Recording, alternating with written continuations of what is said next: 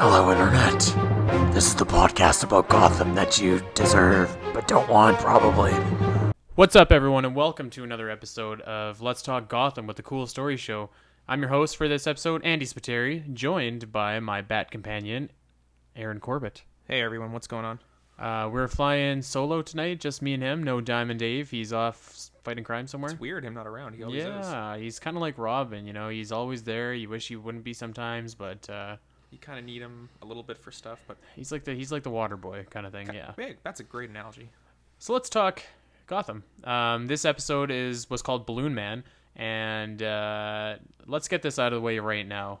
Holy fuck, the ending. Wow. Wow. The last, not even a minute. It was like 20 seconds.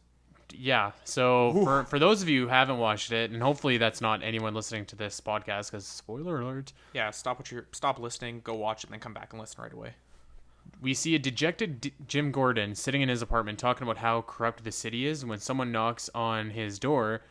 We open the door, and who is it? Oswald Cobblepot, dressed in a three-piece suit, staring the fuck out of Gordon. He says, "Hello, Gordon, my old friend." It's like, what?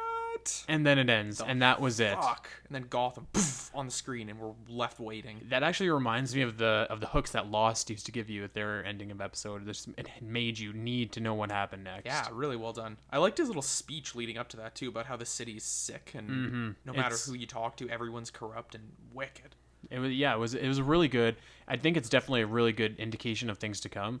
Great for his character arc, and he's finally realizing how bad things actually are. So, do you think that Cobblepot is there to support Gordon for not killing him, or is he there to potentially harm Gordon for maybe exiling him from Gotham? And I guess crippling him in a sense. Did Gordon do that? Or no, that was Fish. That was Fish. Yeah, that was Fish. So, what do you think? Ooh, I don't know. He loves Gotham. It's his home. That's why he came back, even though he shouldn't have. But also, I mean, Jim could have killed him. He could have killed him, and he didn't. Also, Cobblepot is a very nice and friendly fucking psycho. So it's really hard to say what he's going to do. He's very polite, yeah. He's extremely polite and likable until he cuts your throat. Let's talk Cobblepot for a second. He wasn't in it too much this week, but the scenes that he was in, it's pretty much getting mundane to say now, but he just kills every scene that he's in. He just owns it. Yeah, and when I say kills, I mean he quite literally kills. I think he's killed somebody in at least one person in every episode. What size shoes are those, sir? It's just you get that sense of like, oh man, this guy's fucked whenever he talks to someone, which is great. Yeah, like they're dead in 2 seconds. So definitely can't wait for next week just to see what exactly is going on with Cobblepot. Why was he there? What's going on? And yeah, I can't wait. Yeah, that was a great ending. Now, another great part, Maroni. Maroni, yeah. Yeah, it was cool to see. The Carmine Falcone's mob boss rival, he made his debut this week. He's not quite what I was expecting. I had the Long Halloween image in my mind mostly, so to see this like big kind of brawler guy was a little bit weird, but I thought for what little he was in, he did really good, and the scene with him and Cobblepot was pretty good. He's more of your like classical Italian gangster type, whereas like Carmine is more of the businessman. Like he's has a vision for things. He's like the Godfather. When I think of Carmine, and when I saw Maroni, I thought of a real life Fat Tony from The Simpsons. Yeah, not that that's a bad thing. But I can't wait till those two interact because you know that they will. So one of the revelations I had from this episode was I didn't hate Catwoman in it. Yeah, I still find her totally useless. You know, like she's definitely not the best, but the best compliment I can give her is that I didn't hate her in this episode. The best compliment I can give her was she was only in this episode for like 5 minutes. 5 minutes, and then she just got the fuck out of there. And you know what? Maybe that's why I didn't mind her so much. At least she had kind of a point to this episode, whereas the last episode she felt very pigeon-toed in. So yeah, she was okay. That being said, like. I could go without seeing her for a second. Just like Gordon said, I find it pretty hard to believe that she could snipe someone in the alley in the dark from like 100 feet away for a brief second, and that's just some random face. So yeah, I mean we'll see about that. She doesn't need to be around. She can just go away now. No, and speaking of, what do you think about Alfred and Bruce? I'm not down with it. Bruce, I like Bruce, actually. Like, I like the actor playing him. He does a great job. Mm-hmm. David Mazouz, I'm probably butchering that name, but Yeah, cool. Like, he's likable. The kid has fire in his eyes for sure. Yeah. You can that one scene in particular where he's sitting by the fireplace watching the news and they're discussing vigilantism, and the reporter says something along the lines of like, "Who will protect this city?" You can definitely see that the fire in his eyes, and just that one look is really good. Yeah. I'm on the same page as you though. I don't necessarily want to keep seeing them. I think we got 3 segments with them tonight. And like the sword fighting was kind of cool, but like I don't know. I don't like Alfred. what was I don't the like point the of it? Alfred guy though. He's just kind of Yeah, kind of boring. Kind of I don't know. yeah, and he finally showed a little bit of compassion for Bruce this episode, which I think we really needed to see. But that was good. I'm with you. He's not doing it for me, and I don't know quite what it is. It's he doesn't work as Pennyworth for me. Yeah, like he is almost more like Q from James Bond to me. You know, like. Yeah. That kind of same mentality, mentor-wise. I mean, we'll see where they go, but I said it before. I could definitely do with a little bit less of Bruce and Alfred, and I think this episode was a little bit too much. I wouldn't mind seeing them once, but that's about it. Yeah, absolutely. So let's talk about the villain, the actual Balloonman himself. What did you think? Seeing people float up into the air hooked to a balloon's fucking funny. That was pretty funny. It was like kind of hokey, but it was funny. And when the guy dropped onto the woman in the street and killed the woman too, Bullock's like, "Where do you think they get shovels that big?" So yeah, the Balloonman gimmick was kind of lame. Like, but it also is something like if I lived in Gotham, I would expect to see something ridiculous like that. I would look up when I'm walking my dog. Let's put it that way. So yeah, the actual guy, like.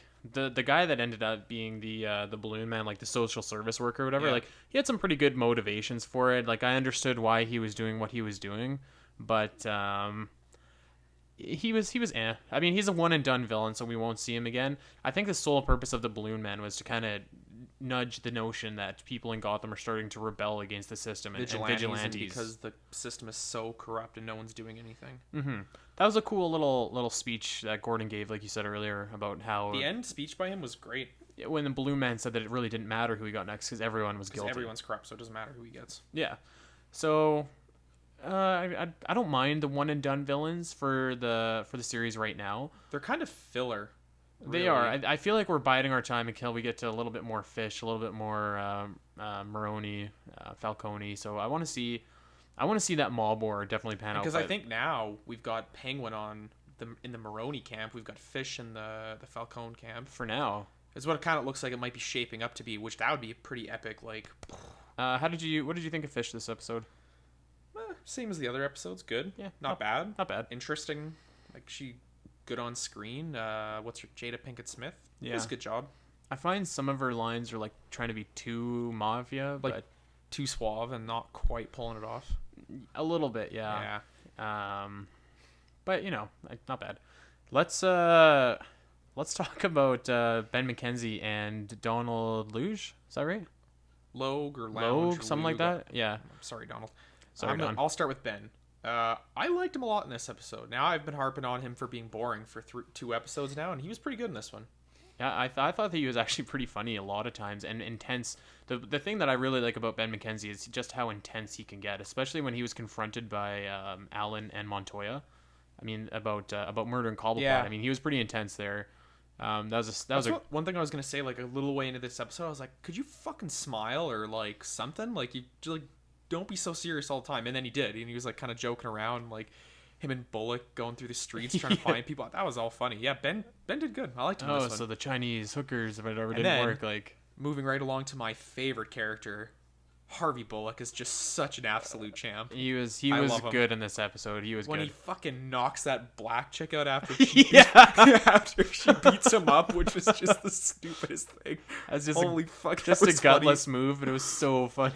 That was one of the funniest things I've seen that is the funniest thing I've seen all 3 episodes. Oh, awesome. Definitely. And just even Gordon's look right after, like, really? like shakes his head. It's so awesome. Yeah, Bullock has probably been the consistently one of my favorite characters because he's just on point with his lines. He's just who he is. He's just kind of lazy. He doesn't like things. He's awesome. So let's flip over to another relationship which we were kind of hinted at, and it's been hinted at before, and that is Detective Renee Montoya and the future Miss Barbara Gordon. Ooh. So it appears that It's already happened. Yeah, it Which appears is that they were lovers before and they broke up, and we kind of got some allusion into this episode. They broke up because Montoya lied to her or something like that. But definitely wouldn't mind seeing a little bit more of that relationship explained on TV. Yeah. I don't know that I want to see a love triangle at all, because I mean, no one wants to watch a Gotham show for love, right? We want to watch it for action and villains, but definitely not a bad subplot to have. Yeah.